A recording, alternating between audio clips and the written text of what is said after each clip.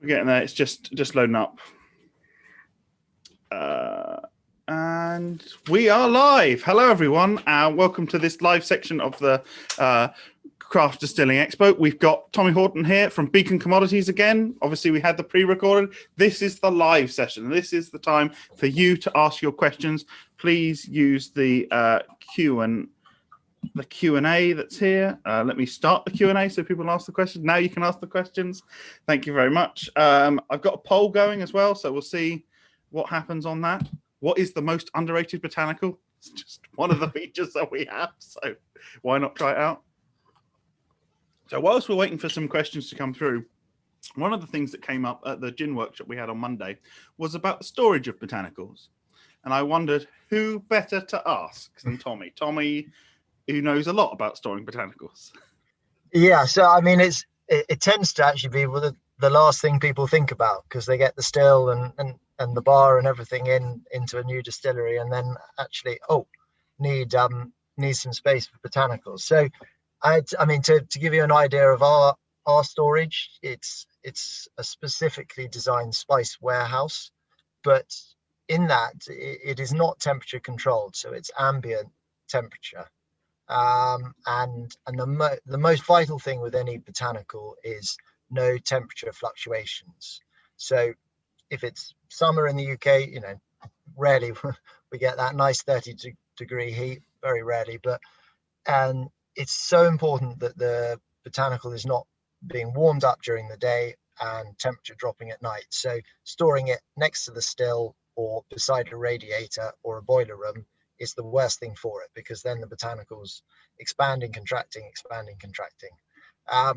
So a constant temperature, plenty of airflow, dark, and always put things on pallets off the ground. And I know space is obviously can be a limitation, but they should all be stored separately. So you should have your juniper, and there should be, it only needs to be 30-40 centimeter gap between them, but they do need to be stored separately. So airtight containers no good?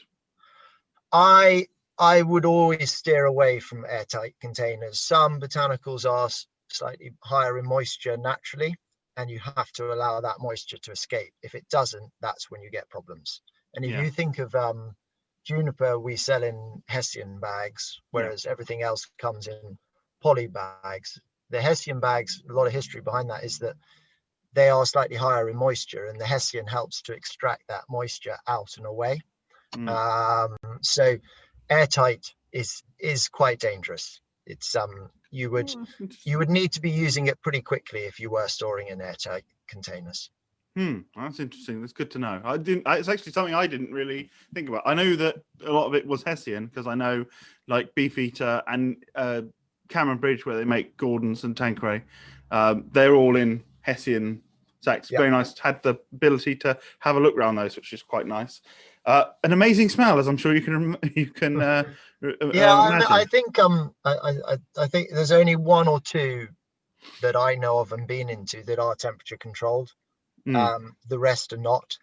These are just warehouses. They're just, I mean, they have a coolness to them. I mean, Cameron Bridge is in Scotland, so it's not going to get really, really hot, but they have a coolness to them. Exactly. But that's it.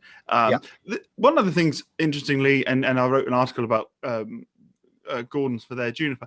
They leave their juniper for, I don't know, it's 12 or 18 months or something like that from when they get it. And part of the reason for that is they feel like that concentrates the oil before using it. Is that something that you've come across? It is, yeah, and they're not alone in that. There are others out there. I think there is a lot of them say they store it for even longer. There's an issue with consistency as well, that you can, if you're having to blend more lots together, you can therefore ensure you get a better consistency. With juniper coming in straight off the harvest, it is obviously going to be higher moisture than it is in a year's time, and you're always going to lose 1, 2, 3% in storage throughout the summer, but it will then get to a level, because of the humidity in the UK and the temperature, that you're never going to lose any more. So that, I think, in a consistency point of view, is very sensible. Yeah, over the 18 months, it may lose 2 or 3% moisture, therefore concentrate the oils and therefore be more consistent across the board. That's interesting. You need a little bit more space, but maybe you're getting a better result and a more consistent result, which is also very, very important. Oh, sorry, yes. And I'm pretty sure their their biggest concern is not being able to make Gordons. So if there's a that's sad. Disaster, a Chernobyl or something like that, that's what they've always said to us. Need the backup in the juniper bunker. We've got a question from Jules. She asks, and this is about what we're talking in the video. You were talking about the second grade of cardamom. So this was with the more sort of yellowy shells as opposed to the green shells. How do producers cope with it? Do they accept it? Is this in the gin trade or is this in? Yeah, in the gin trade. So trade. We are finding that most people are, once they've distilled it, are very happy with it, and it gives exactly the same flavor and exactly the same oil content. And it's a shock. It's a shock when you first open it, and it's certainly a shock when you compare it to green cardamom pods. However, if you took away the greens and just looked at the MYQs or had only ever seen MYQs, I don't think you would have an issue with them. And MYQs, for those that don't know? Mixed yellow quality. Oh, mixed. Oh, yeah, of course. Yeah, great. Thank you. You have greens being the top. Be an interesting experiment, maybe for another year at the expo, or Nicholas, if you're watching, maybe for the Gymposium. Great. Please keep the questions coming. And we've also got a poll going on as well. So please vote in the poll because, it's there. Have your say.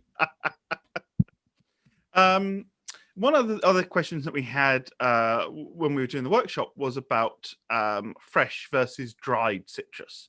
And we talked a little bit about, issues with consistency, issues with flavor, but then there's also issues with availability. And am I right in thinking that generally it's just lemon and orange that's available as dried peel? Is there anything else? We also do bits. So you got sweet and bitter orange and grapefruit. And grapefruit. Yeah. And I think you touched on it. Consistency is going to be the main problem. If we look at a UK fruit supply,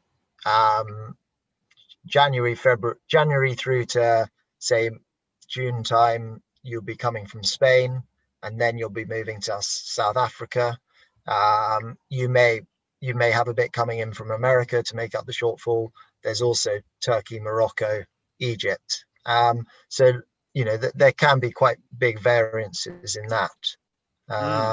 So consistency wise, that's the important thing. And you're always going to be able to get citrus. So I don't see that being the problem. But peels store so well that you can store them for another 12, 24 months without any issue. Yeah, I guess it's like part of it, and this is what I had said, was a lot of it depends on what's the citrus that you want to use. If you want something that's very, very exotic, it's going to be very difficult to get hold of that. And I mean, I know from a product that I think, what did we put? I think it was a citron that we had in some gin, and we got it fresh, and we made the gin, and people loved it. And then we couldn't get any because it was out of season. And we're like, oh, now what do? We have to wait a year before we can do it again. Absolutely. Having to peel it and all these kind of things. There's also on the peeling. If you look, so a lot of people ask us, why can't you get lime? And lime, and actually, we've got this question. This question's come up. Okay. Read the question. So what's the question? The question was, why can't you get lime? Why can't you get lime? So lime has an incredibly thin pith, and the pith is the white.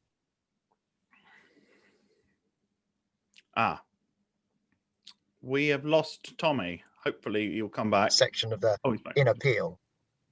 Yeah, I'm here. Oh, sorry, hang on. No, you're fine now, Tommy. You're fine. Am I back? Yeah. Yep, you're back. So lime has an incredibly thin pith, sorry, and peel. And so as soon as you peel it, it's very hard not to take any flesh with it as you're peeling. And that flesh creates huge problems when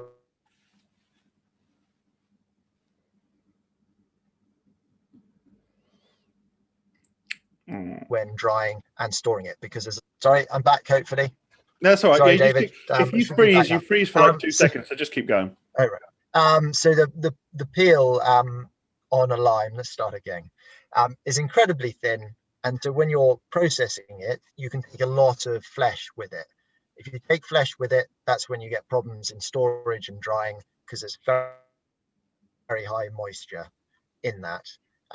I'd also say there's not a huge amount of demand for dried lime peel out there. There are something called Persian limes available, which are mechanically dried, and you'll find them, but they're drying the whole lime, so flesh and all. And you can pick them up in most sort of Indian cash and carries, Chinese supermarkets, things like that. But they're more used in sort of cooking, and the flavor profile has been completely altered by the mechanical drying of them. Yeah. And so we actually do one job a year for a customer of processing limes. We process them in the UK, but we don't actually peel them. We are actually juicing them and then scraping out all the flesh. So it's sort of reversing it the other way around. Instead of taking the peel off, you're taking the flesh out. Yeah, I think I remember. I think I was playing around with the difference between fresh and lime. I think that was where I got some dried lime from yourself. But yeah, a very difficult process to work on for sure. We've got another question, right up your street. How is the situation with UK sourced botanicals? Do you grow some of them in the UK, and particularly they're talking about coriander and angelica? Yes, we do. We work in an industry where we import everything from around the world to make gin, which is a sort of UK drink. So we've always tried to find UK botanicals. We grow our own coriander in Sussex, and we grow our own angelica in Cambridge. The coriander is now 5-6 years in, and we feel very confident now that we have got the right process, got the right farmer, got the right cleaners in place, and we've now got a very consistent product. Angelica we're working at. There's no reason why angelica shouldn't work in terms of the growing conditions and weather.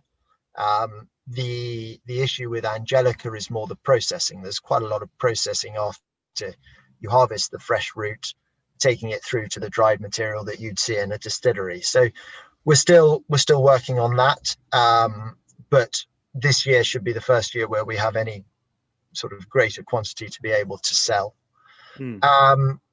Then we are slightly at a loss about any others that we can grow in the UK of the core botanicals we're talking about, because there's got to be a sort of economies of scale to it.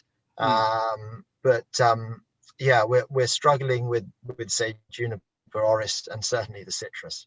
Yeah, I know. I can see that. I having visited the field and also tasted gin and distillate made with the English coriander. I'm a big fan of it personally. I think it's really, really good. Lovely bright citrus note to it as well. Yeah, and that's certainly the consistency now is far better. And it's it's actually with the with the processors at the moment, we're hoping to clean it not the 19th, but the week of the 26th of October. So we will have it ready to go that week. It will be in the warehouse. Marvelous. And I mean, angelica, I think is very, like you said, I think it's very doable. It's just about the product. I believe Warner's now are growing their angelica. Okay. Yeah. I mean, that's been part of their thing for a while, their botanical garden. But now I think they're moving, and they when I was doing their virtual tour, they were showing all the angelica they were growing, which was quite interesting. But yeah, I mean, junipers is tricky. I mean, as we talked about in the video, it's a very difficult thing to harvest, and to harvest in the sort of quantities that you would need for anything. I think it's just going to be a very difficult thing to do, for sure. Yeah, and you would need, it'd be a huge investment to start thinking about growing it commercially to sell. You know, I think commercially to use yourself within your own product, yes, it's possible, but commercially to sell, you'd have to have very deep pockets.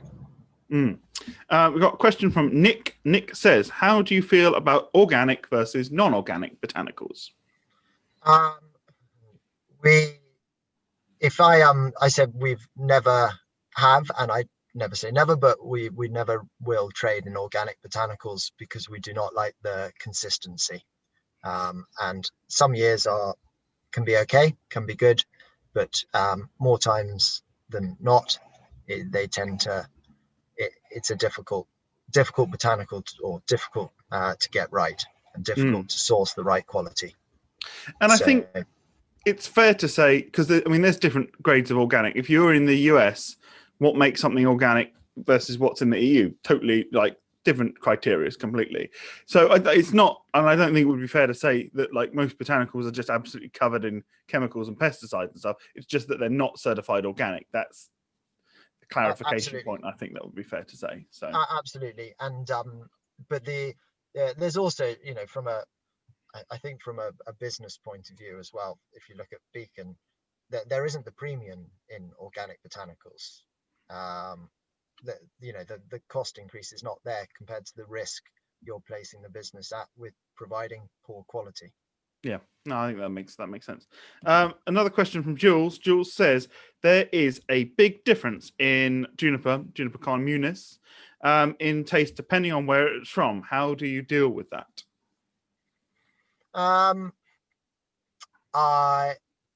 think there's a huge difference in taste depending on the processing of it afterwards, as much as where it's grown from.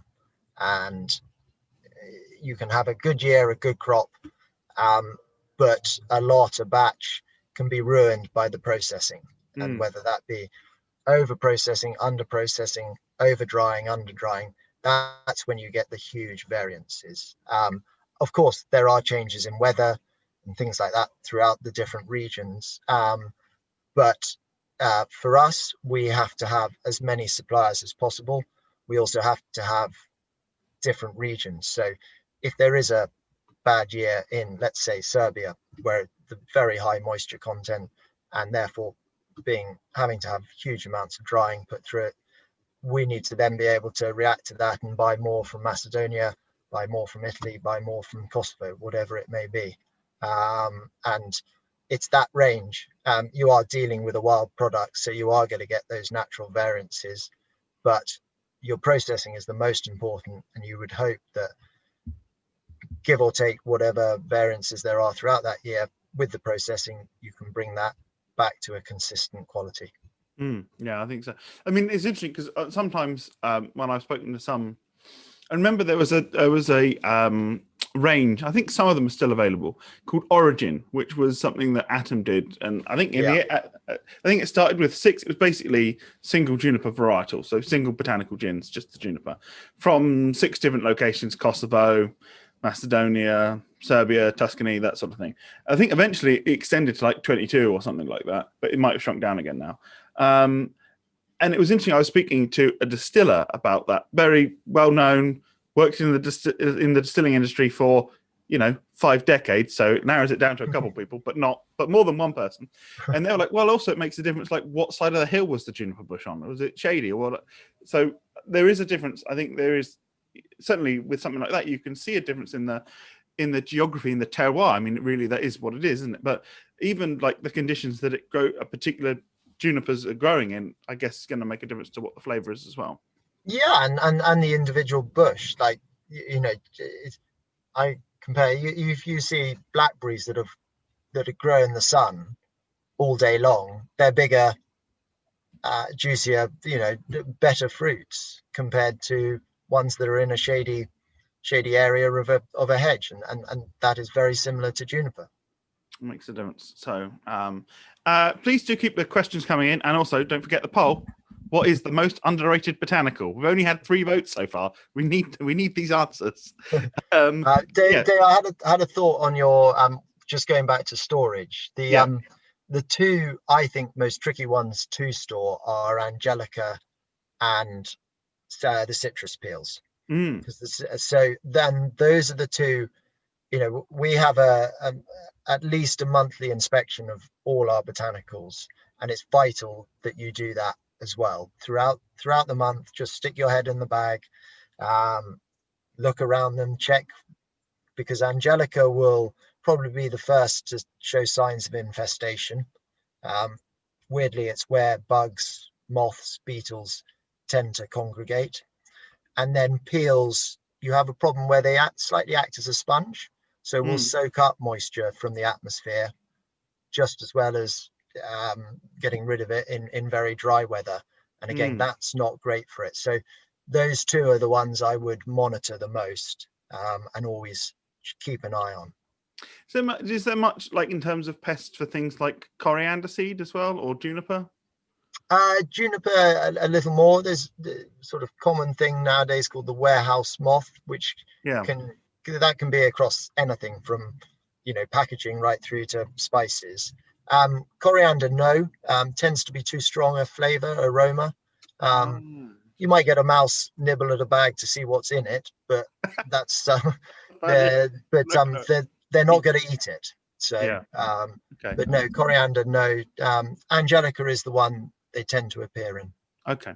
We've only got probably about 4 or 5 minutes left, so maybe time for 2 more questions if you want to jump in and get these questions here. Let's see what the polls have said. What the poll says. What would your guess be, Tommy? Let's play that game. Yes. The choices are juniper, coriander, and angelica. Which is the most underrated botanical? Which one do you think it would be? Coriander. And you would be right. There we go. That would be where my vote would be as well. I think it's if you stack up coriander, that is one that is definitely so dependent on the origin and where it's grown and the weather conditions and stuff. And you can line up batches that look identical but yet have such different flavor profiles. It's quite impressive. It got 66% of the vote.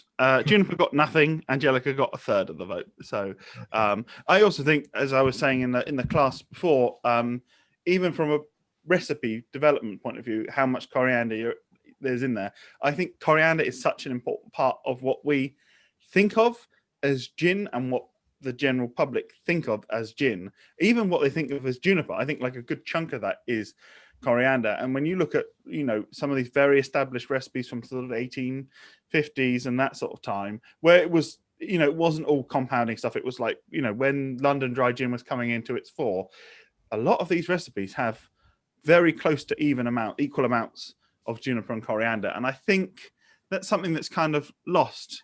I speak to distillers who talk about 90% of our mass that goes in the still is juniper, and I think can't taste it. And it's not that the juniper's bad quality, because I checked it, but it's so fascinating. So I think like you can get to a point with juniper where less can be more, and you need to think about how coriander works with that.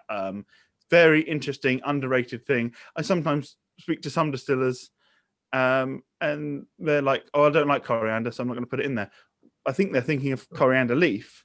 I remember I went to a distillery, not in the UK, but it was just a very flying visit. I went to one distillery and there was another distillery nearby, and they said, let's pop in. And the person who was there wanted to create a classic London dry gin style thing. I mean, London dry gin is a technique, not a style, but anyway, a classic style gin. And I said, oh, what botanicals have you got? No coriander. I said, no coriander? Oh, no, I don't like coriander. It's like, oh, good luck with your classic gin without the coriander. Let's just see if there's any other questions. Oh, Nick says, where do you feel the best coriander comes from? Apart from the UK. Obviously the UK. Obviously our Sussex grown coriander. I would always say Bulgaria. And for the really citrus forward flavor, Morocco is probably better consistency wise. You're going to get a much better product every year along the same consistency. Bulgaria can fluctuate and can be very volatile in yield and therefore quality. So Moroccan coriander, but it's a very different flavor profile to Bulgarian. Depends on what you want. I think that's really important. And I think like if you were going to have a more citrusy gin that maybe for longer drinks, then probably going for something like the Bulgarian coriander that's more citrusy, to me, that makes a huge amount of sense. So that's one of the things I love about coriander is like you could really kind of tailor things depending on what the sort of flavors that you want are. Well, I think that's all we've got time for, Tommy. Sorry. That's right. Well, thank you for joining from your small plane, is it? Yeah, it's actually a little red Hyundai, which seems to have great Wi-Fi connection. There you go. Getting people like, what's going on? What's that guy doing in the car? But there you go. Well, thank you so much for your time. Thank you to everybody for listening. I've got to dash off because we're just about to start the gin trends talk. So I might see some of you there. Thank you again, Tommy. Cheers. Thanks, David.